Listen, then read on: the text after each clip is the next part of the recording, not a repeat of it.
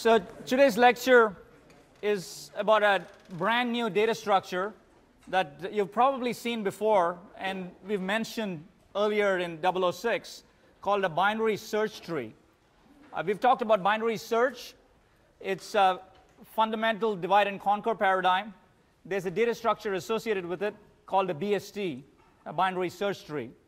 And what I want to do is motivate this data structure using a problem. It's a bit of a toy problem, but certainly a problem that you can imagine exists in all sorts of scheduling problems. It's a part of a runway reservation system that you can imagine building. And what I'll do is define this problem and talk about how we could possibly solve it with the data structures you've already seen. So lists and arrays, heaps as well, which we saw last time, and hopefully motivate you into the reason behind sort of the existence of binary search trees, because they're kind of the perfect data structure for this particular problem. So let's dive into what the runway reservation system looks like. And it's your basic scheduling problem. We'll assume an airport with a single runway. Now, Logan has 6 runways, but the moment there's any sort of weather, you're down to 1. And of course, there's lots of airports with a single runway. And we can imagine that this runway is pretty busy. There's obviously safety issues associated with landing planes and planes taking off. And so there are constraints associated with the system that have to be obeyed. And you have to build these constraints in and the checks for these constraints into your data structure. That's sort of the summary of the context. So reservations for future landings is really what this system is built for. There's a notion of time. We'll assume that time is continuous.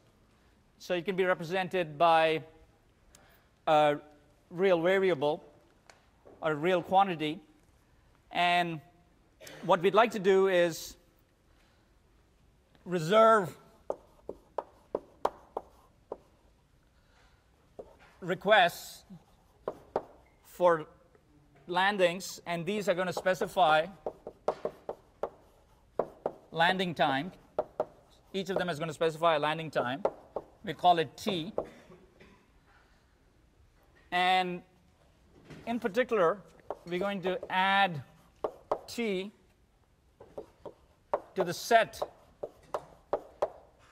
R of landing times if no other landings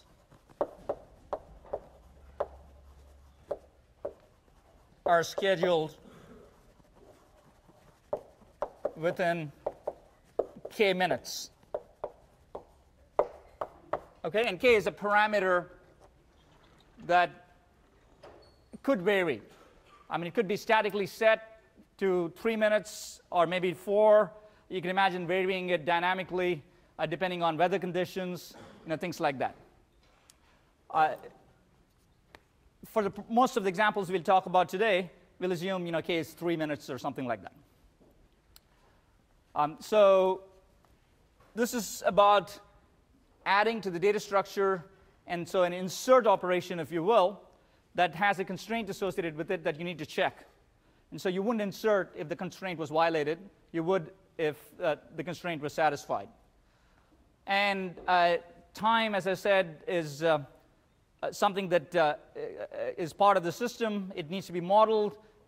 You have the current notion of time, and every time you have a plane that's already landed, which means that you can essentially take this particular landing time away from the set R. So there's removal or delete. We remove from set R, which is the set of landing times after the plane lands.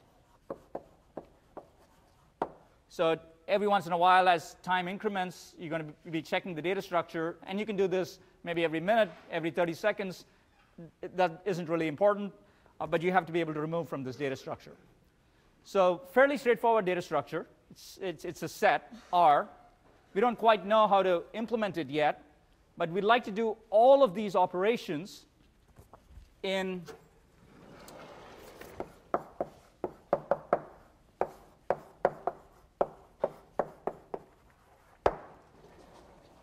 order log n time, where n is the size of the set. All right? So any questions about that? Any questions about the definition of the problem before we move on? Are we good on it? OK. So let's look at a real straightforward example and put this up here so you get a better sense of this. Let's say that right now we're at time 37, and the set R has 41.2, 49, and 53 in it, and that's time. Now, you may get a request for landing time 53, and I'm sorry, I want to call this 56.3. 41.2, 49, and 56.3. You may get a request for landing time 53, and right now the time is 37. It's in the future, and you say, OK, because you've done the check, and let's assume that k equals 3, and 53 is 4 ahead of 49, and 3.3 before 56.3, so you're OK. 44 is not allowed. It's too close to 41.2. And 20, just for completeness, is not allowed because it's past. OK? Can't schedule in the past. I mean, it could be the next day, but then you wouldn't call it 20. Let's assume that time is a monotonically increasing function. You have a 64-bit number. You can go to the end of the world, or 2012, or whatever you want. Right? So you can keep the number of bits smaller and do a little constant factor optimization, I guess. So that's sort of the setup, and hopefully you get a sense of what the requirements are. And you guys know a bunch of data structures already, and what I want to do is list each one of them and essentially shoot them down, okay? With respect to not being able to make this efficiency requirement, okay? And I'd like you guys to help me shoot them down. So let's talk about an easy one first. Let's say you have an unsorted list or an array corresponding to R, okay? That's all you have. What's wrong with this data structure from an efficiency standpoint? Yeah. Pretty much everything you want to do to it is linear. That's exactly right. Pretty much everything you want to do to it is linear. And so you want to check for the k-minute check. You can certainly insert into it and just add to it, right? So that part is not linear. That's constant time. But certainly anything where you want to go check against other elements of the array, it's unsorted. You have no idea where to find these elements. You have to scan through the entire array to check to see whether there's a landing time that's within k of the current time t that you're asking for, and that's going to take order n time. All right? So you can insert in order 1 without a check, but sadly, the check takes order n time. All right?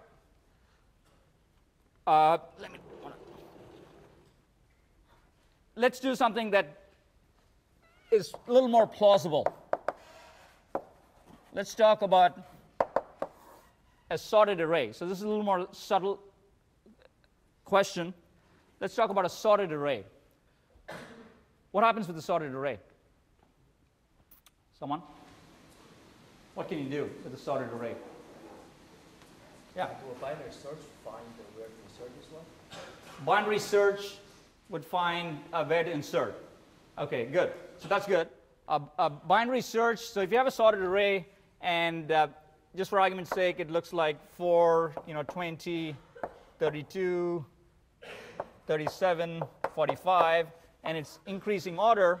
And if you get a particular time t, you can use binary search, and let's say in particular the time is, for example, 34, then what you do is you go to the midpoint of the array, and maybe you just look at that, and you say, oh, 34 is greater than 32, so I'm going to go check and figure out if I need to move to the left or the right, and since it's greater, I'm going to move to the right, and within logarithmic time, you'll find what we call the insertion point of this sorted array where this 34 is supposed to sit, okay? And you don't necessarily get to insert there. You need to look, once you've found the insertion point, to your left and to your right, and do the k-minute check, okay? So finish up the answer to, to the question. Tell me how long it's going to take me to find the insertion point, how long it's going to take me to do the check, and how long it's going to take me to actually do the insertion. Log in to do the search. Log in for the search to find the point, okay? Do the comparison. Constant to do the comparison, and then the last step? Insertion should have a max. Sorry, a little louder. Sorry? Insertion is constant. Insertion is constant? Is that right? Do people agree with them that insertion is constant? If you have a maximum size of the array, there must be a maximum to do the insertion. No, the array, the indices, so right now the array has indices I, and if you start with 1, it's 1, 2, 3, 4, 5, etc. Okay? So what do you mean by insertion? Someone explain to me yeah, go ahead. When you put something in, you have to shift every element over. That's exactly right. That's exactly right. Okay, good. That's great. I guess I should give you half a cushion, but you know what? I'll do the full one, right? And you get one too.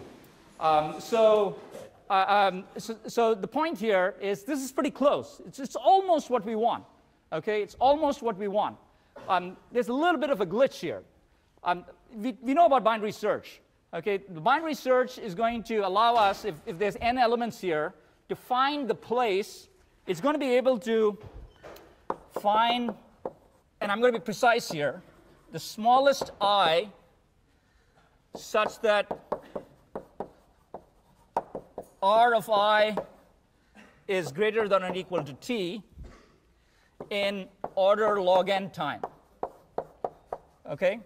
It's going to be able to do that. You're going to be able to compare R of I and R of I minus 1, so the left and the right, against t in order 1 time. Right? But, sadly,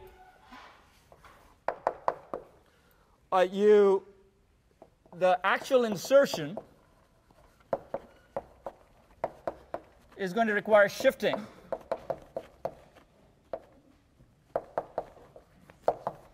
And that could take order n time because this is an array.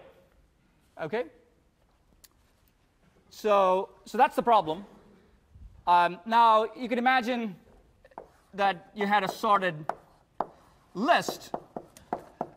And you could say, hey, if I have a sorted list, then the list looks like this.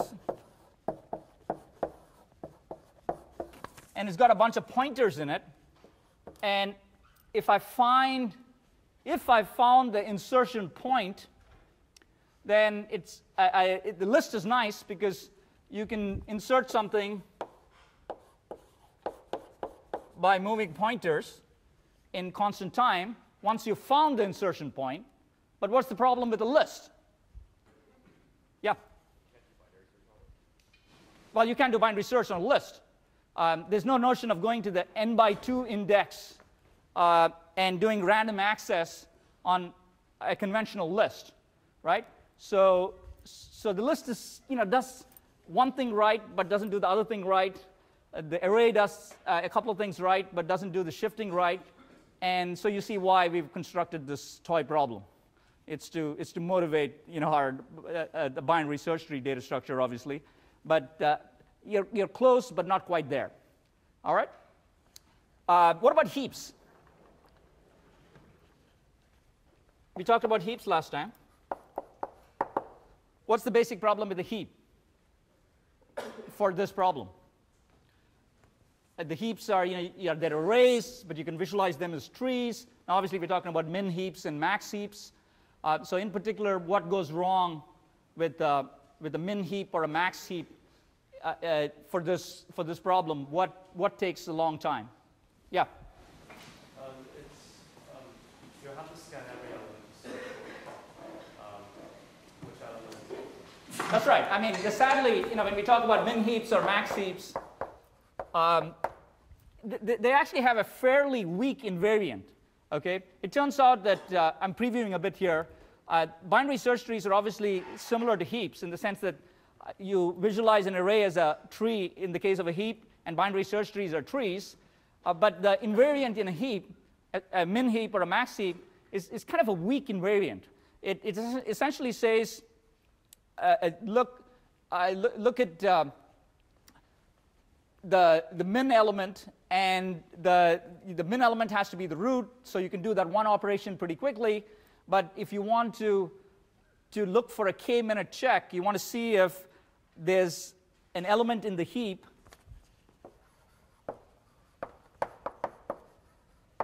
that is less than or equal to k or greater than or equal to k from t. This is going to take order n time. Okay? Good. And finally, we haven't talked about dictionaries, but we will next week. Eric will talk about hash tables and dictionaries, and they have the same problem. Okay? So it's not like dictionaries are going to solve the problem for those of you who know about hash tables and dictionaries. But you'll hear about them in some detail. They're very good at other things. So I don't want to say much more about that because you're not supposed to know about dictionaries, or at least we don't want to assume you do, though we have talked about them and alluded to dictionaries earlier. And so that's the story here. Yeah, back there, question. So, what is a heap, right? A heap, essentially, a min heap, for example, or we talked about max heaps last time, has the property that you have an element k, and you're going to look at, let's call this, let's say it's 21. If it's, let's do min heaps. So this has to be less than what's here, 23. And what's there, maybe it's 30, and so on and so forth, and you have a recursive definition. The issue is that, and when you insert into a min heap, typically what happens is, suppose you wanted to insert, for argument's sake, I want to insert 25. I want to insert 25 into this. The insertion algorithm for a min heap typically adds to the end of the min heap. So what you do is you would add 25 to this, and let's say that you had something out here, and so you'd add to it, and you'd start flipping things, and you could work with just this part of the array to insert 25 in here, and you'd be able to satisfy the invariant of the min heap, and you'd get a legitimate min heap. But you'd never check the left part of it, which is 23. Okay, so it's quite possible, and this is a good example, that you would your basic insertion algorithm, which is essentially a version of max heapify or min heapify, would simply insert at the end and keep flipping until you get the min heap property. Would be unable to check for the k-minute check during the insertion. But what you'd have to do is to go look elsewhere that min heapify would never look at, or the insert algorithm would never look at, and that would require order n time. All right?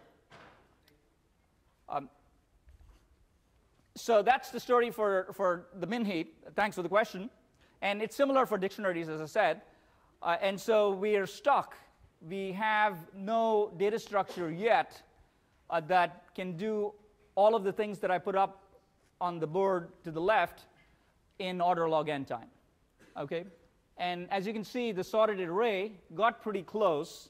And so if you could just solve this problem, if you could do fast insertion, and by fast I mean order log n time, into a sorted array, we'd be in business. So that's what we'd like to do with binary search trees. Binary search trees are, as you can imagine, enable binary search, but they don't allow, the sorted arrays don't allow fast insertion, but BSTs do. So let me introduce BSTs.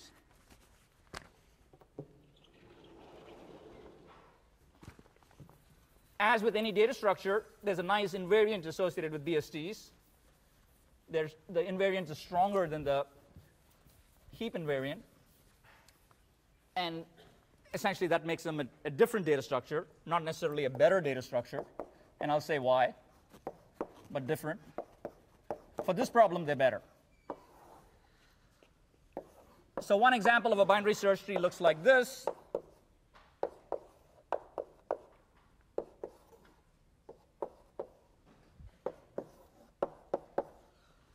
And it's a binary tree.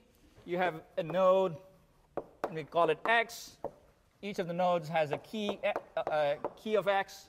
So 30 is the key for this node, 17 for that one, etc. Unlike in a heap, your data structure is a little more complicated. The heap is simply an array, and you happen to visualize it as a tree. The binary search tree is actually a tree that has pointers, unlike a heap. So it's a more complicated data structure. You need a few more bytes for every node of the binary search tree, as opposed to the heap, which is simply an array element. And the pointers are parent of x. I haven't bothered showing the arrows here, because you could be going upwards or backwards. And you can imagine that you actually have a parent pointer that goes up this way, and you have a child pointer that goes this way. So there's really a potentially 3 pointers for each node: the parent, the left child, and the right child. So pretty straightforward. That's the data structure in terms of what it needs to have so you can operate on it. And there's an invariant for a BST. What makes a BST is that you have an ordering of the key values that satisfy the invariant that for all nodes x, if y is in the left subtree of x, we have, if it's in the left subtree, then key of y is less than or equal to key of x. And if y is in the right subtree, we have key of y greater than or equal to key of x. So we're talking about trees here, subtrees here, everything underneath, and that's the stronger part of the invariant in a BST, versus in the heap, we were just talking about the children. And so if you look at this BST, it is a BST, because if I look to the right, I only see, from the root, I only see values that are greater than 30. And if I look to the left, in the entire subtree, all the way down, I only see values that are less than 30. And that has to be true for any intermediate node in the tree. And it's the only other trivial, non-trivial node here is 17. and you see that 14 is less than 17, and 20 is greater than 17. Okay? So that's the BST. That's the data structure. This is the invariant. So let's look at why BSTs are a possibility for solving our runway reservation problem. And what I'll do is I'll do the insert. So let's start with a nil set of elements, or null set of elements, R, and let's start inserting. So I insert 49, and all I do is make a node that has a key value of 49. Right? This one is easy. I next insert 79. And what happens here is I have to look at 49, and I compare 79 to 49. And because 79 is greater than 49, I go to the right, and I attach 79 to the right child of 49. Then I want to insert 46. And when I want to insert 46, I look at this. I compare 49 and 46. 46 is less. So I go to the left side, and I put 46 in there. Next, let's say I want to insert 41. So far, I haven't really talked about the k-minute checks. And you can imagine that they're being done. I'll show you exactly, or talk about exactly how they're done in a second. It's not that hard. But let me go ahead and do one more. For 41, 41 is less than 49, so I go left. 41 is less than 46, so I go left and attach it to the left child. All right, so that's what I have right now. Now let's talk about the k-minute check, and it's good to talk about the k-minute check when there's actually a violation. And let's assume that k equals 3 here. And so same thing here. You're essentially doing binary search here, okay? And you're doing the checks as you're doing the binary search. So what you're going to be doing is you're going to check that you're going to compare 42 with 49 with the k-minute check, and you realize they're 7 apart, so that's okay. And 42 is less than 49, so you go left. And then you compare 42 with 46. And again, it's less than 46, but it's k away, 3 away, more than 3 away from 46, so that's cool. And you go left. And then you get to 41, and you compare 42 with 41. In this case, it's greater, but it's not k more than it. And so that means that if you didn't have the check, you would be putting 42 in here.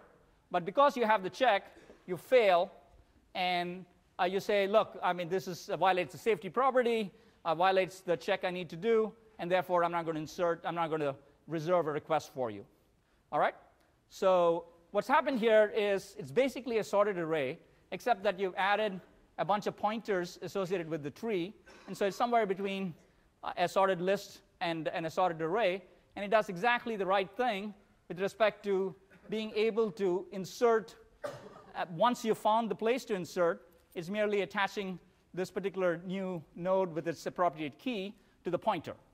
All right? So what's happened here is that if h is the height of the tree,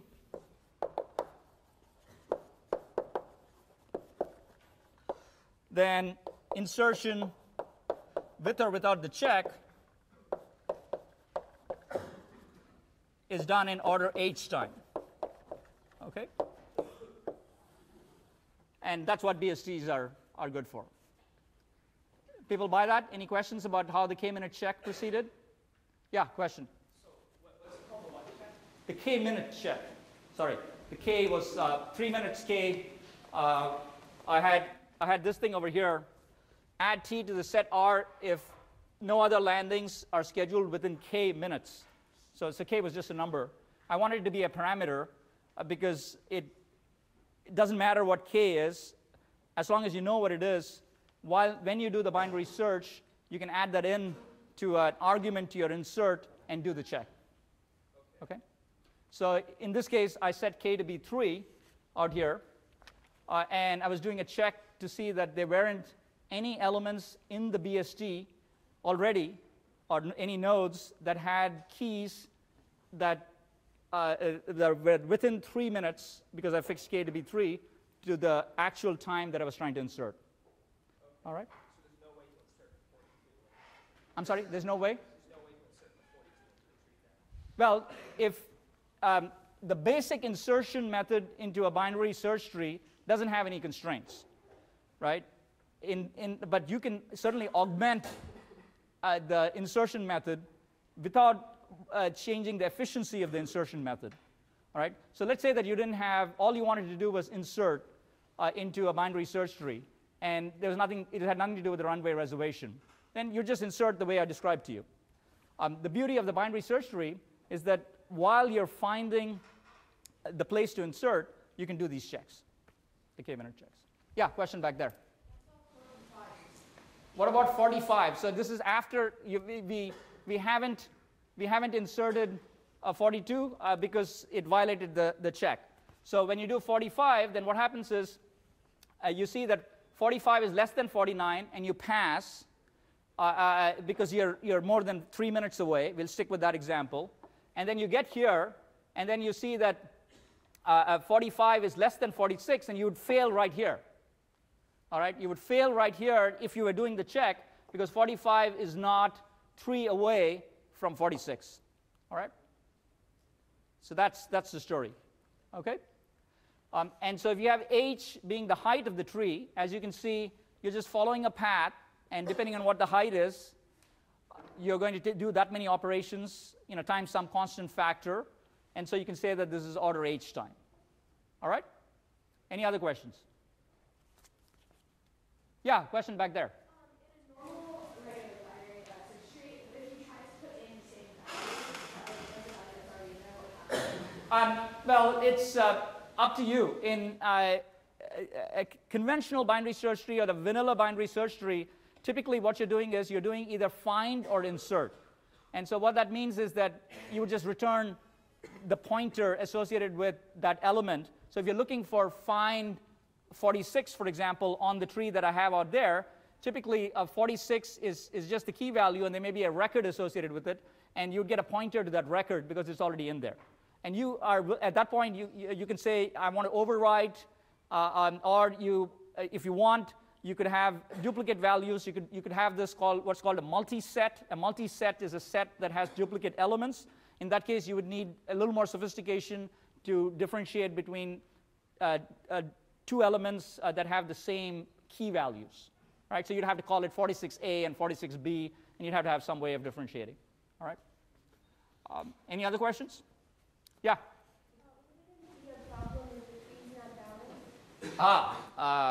Great question. Yes. Stay tuned.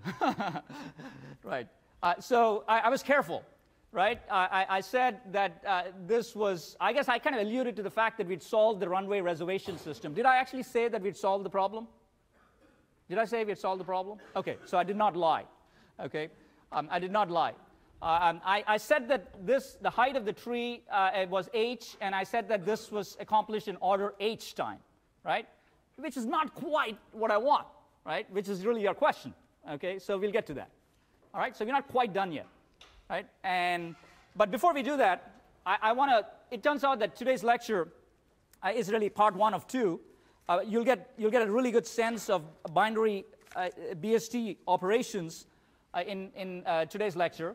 But there's going to be a few things that, we can't cover all of 006 in a lecture, right? We'd like to, and let you off for the entire fall, but that's not the way it works. All right? So it's a great question. I'll answer it towards the end. I just want to say a little bit about other operations. There's many operations that you can do on a binary search tree that can be done in order h time, okay, and some even in constant time. And I'll put these in the notes. Some of these are fairly straightforward. Find min can be done in a heap, in a min heap, If you want to find the minimum value, it's constant time. You just return the root. Okay? In the case of a binary search tree, how do you find the min? Someone? Worth the cushion. Yep. Keep going to the left. And how do you find the max? Keep going to the right. All right, great. Thank you. So, and finally, what complexity is that? I sort of gave it away, but I want to hear it from you. Is the height, order H. All right, it's order H complexity. Go to the left till you hit a leaf, and till leaf, order H complexity. Okay, same thing for max. And then you can do a bunch of things. I'll put these in the notes. You can find, things like next larger x, which is the next largest value beyond x, which, and you look at the key for x, and you say, for example, if you put 46 in there, what's the next thing that's larger than that? In this tree here, it's 49, but that's something which was trivially done in this example. But in general, you can do this in order H time as well, and you can see the pseudocode, and we'll probably cover that in section tomorrow.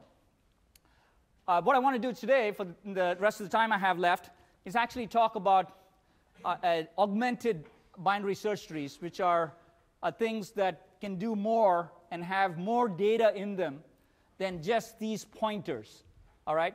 And that's actually something that should give you a sense of the richness of the binary search tree structure, this notion of augmentation. And those of you, again, who've taken 005, you know about design amendments. And so specifications never stay the same, right? I mean, you're working for someone, and they never really tell you what they want. They might, but they change their mind, right? So in this case, we're going to change our mind. And so we've done this to the extent that we can cover all of these in order H time. And let's say that now the problem specification changed on us. There's an additional requirement that we are asked to solve, okay? And so you're sort of committed to binary BST structures, but now we have an additional requirement. And the new requirement is that we be able to compute rank T. And rank T is how many planes are scheduled to land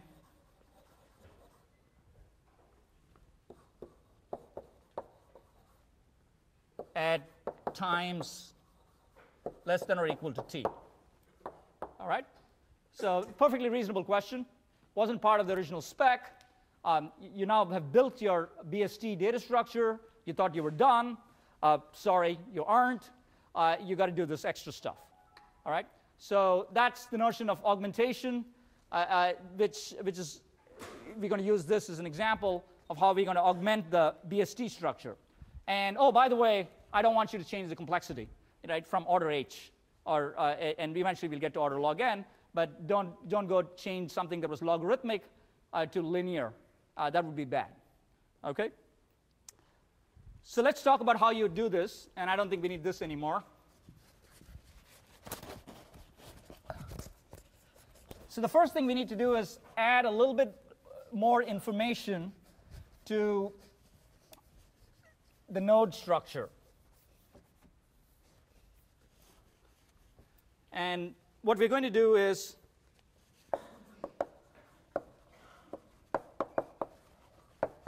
augment the BST structure. And we're going to add one little number associated with each node that looks at the number of nodes below it. So in particular, let's say that I have 49, 46, let's just say 49, 46 for now, and over here I have 79, 64, and 83. Okay?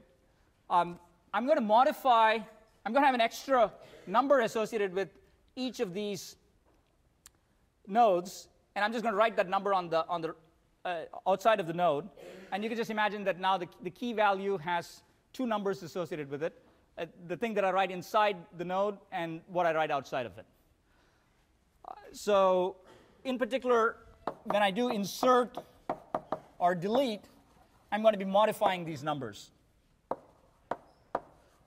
And these are size numbers. And what do I mean by that? Well, these numbers correspond to subtree sizes.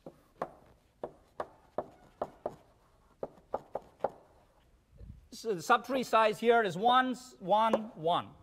So as I'm building this tree up, I'm going to create an augmented BST structure, and I've modified insert and delete so they do some extra work. So let's say, for argument's sake, that I've added this in sort of a bottom-up fashion, and what I have are these particular subtree sizes. All of these should make sense. This has just a single node, same thing here. So the subtree sizes associated with these nodes are all 1. The subtree size associated with 79 is 3, because you're counting 79 and 64 and 83. And the subtree size associated with 49 is 5, okay, because you're counting everything underneath it. How did we get these numbers? Well, you want to think about this as you started with an empty set, and you kept inserting into it, and you were doing a sequence of insert and delete operations. And if I explain to you how an insert operation modifies these numbers, that is pretty much all you need. And of course, analogously for a delete operation. All right? So what would happen for, let's say you wanted to insert 43. You would insert 43 at this point. And what you do is you follow the insertion path just like you did before. But when you're following that path, you're going to increment the nodes that you're seeing by 1. So you're going to add 43 to this. And you'd add 5 plus 1 because you see 49. And then you'd go down and you'd see 46. And so you'd add 1 to that. And then finally, you add 43 and you assign, since it's the leaf, you'd assign the value corresponding to the subtree size of this new node that you put in there to be 1. All right? It gets a little teensy bit more complicated when you want to do the k-minute check. Okay? But from a complexity standpoint, if you're not worried about constant factors, you can just say, you know what? I'm going to first run the regular insert, ignoring the subtree sizes.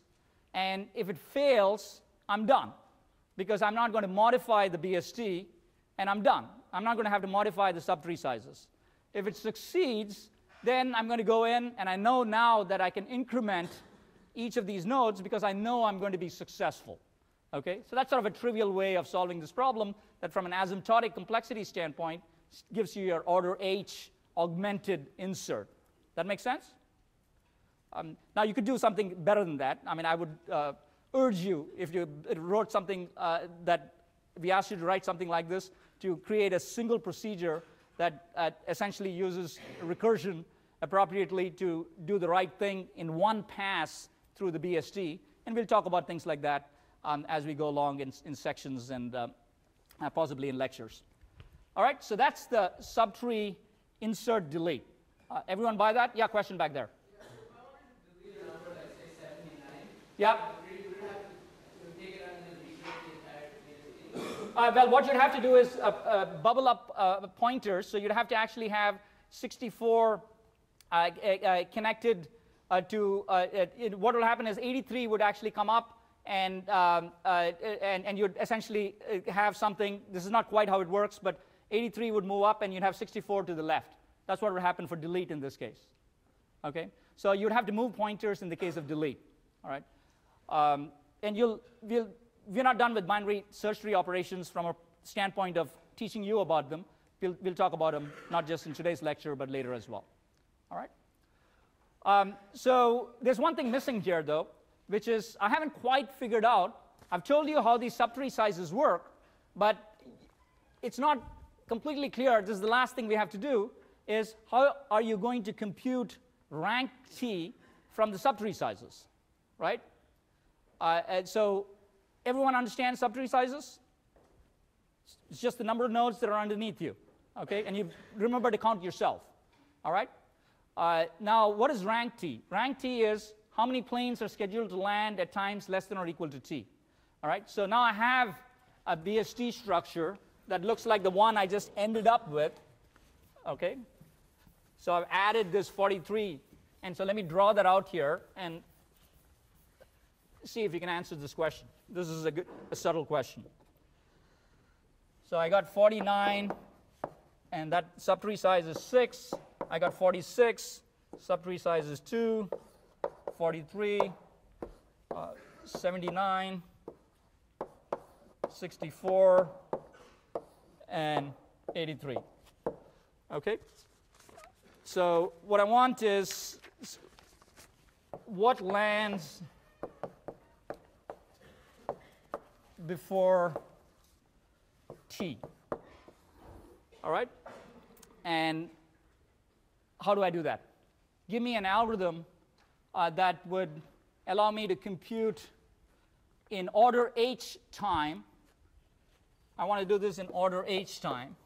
What lands before T? Someone? Yeah? So first we would have to find where to insert it like we did before. Right, right. And then because we have the order of whatever was before, not the order, like the sizes, yeah. And then we can look what's more than it on the right. We can subtract it, and we get. What is more than it on the right? Do you want to? Because like the bigger one is on the right. Right. And then we can take this minus this, and we get. What's left? That's great. That's excellent. Excellent. So I'm going to do it a little bit differently from what you described. I'm going to actually do it, sort of a more positive way. No offense intended. What we're going to do is we're going to add up the things that we want to add up. And what you have to do is your first step was right on. I mean, your answer is correct. I'm just going to do it a little bit differently. You walk down the tree to find the desired time. Okay? This is just your search. Right? We know how to do that. As you walk down, you add in the nodes, that is the subtree sizes. You're just adding in the nodes here. So if you see, depending on the number of nodes that you see, as you're going deeper in, you want to add in the nodes. And you're going to add 1 to that, corresponding to the nodes that are smaller. And we're going to add in the subtree sizes to the left, right, as opposed to subtracting. All right? That may not make a lot of sense, but I guarantee you it will once we do an example.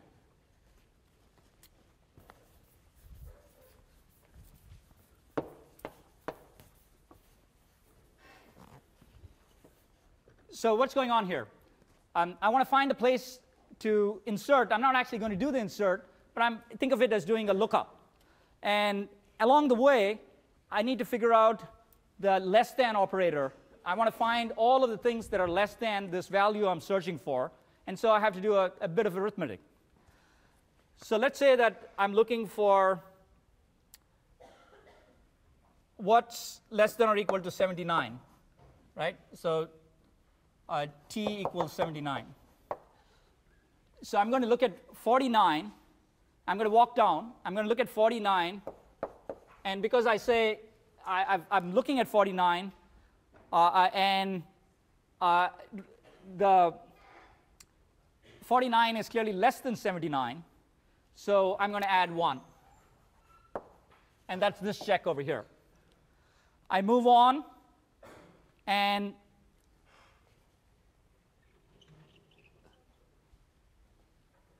what I need to do now is move to the right, because 79 is greater than 49. That's how my search would work. But because I've moved to the right, I'm going to add the subtree sizes that were to the left. Okay? Because I know that all of the things to the left are clearly less than 79. Okay? So I'm going to add 2 corresponding to subtree 46. Right? So I'm not actually looking there, but I'm going to add all of that stuff in. I'm going to move to the right, and now I'm going to see 79. At this point, 79 is less than or equal to 79, right? And so I'm going to see 79, and I'm going to add 1. All right? And because I've added 79, just like I did with 49, I have to add the subtree size to the left of 79. Okay? So the final addition is I add 1 corresponding to the subtree 64. All right? And at this point, I've discovered where I have to insert. I've essentially found the location. It matches 79. And there was no modification required in this algorithm. So if that was 78, you'd essentially do the same things. But you're done because you found the value or the place that you want to insert. And you've done a bunch of additions. And you go look at add 1, add 2, add 1, add 1. And you have 5. Okay? And that's the correct answer, as you can see from this example. Okay? So what's the bad news? The bad news was what this lady said up front, which was we haven't quite solved the problem because, sadly, I could easily set things up such that the height h is order n. H could be order n. Okay? And if, for example, I gave you a sorted list and I said insert into binary search tree that's originally null 43, and you put 43 in there. Then I say insert 46, and then I say insert 48, and then I say insert 49, etc. And these could be any numbers. Then you see that, what does this look like? Does it look like a tree? It looks like a list, right? That's the bad news, okay? And I'll let Eric give you good news next week. We need to have this notion of balanced binary search trees. So everything I've said is true. I did not lie. But we need the one extra thing is we need to make sure these trees are balanced. So h is order log n. And then everything I said works. All right? See you next time.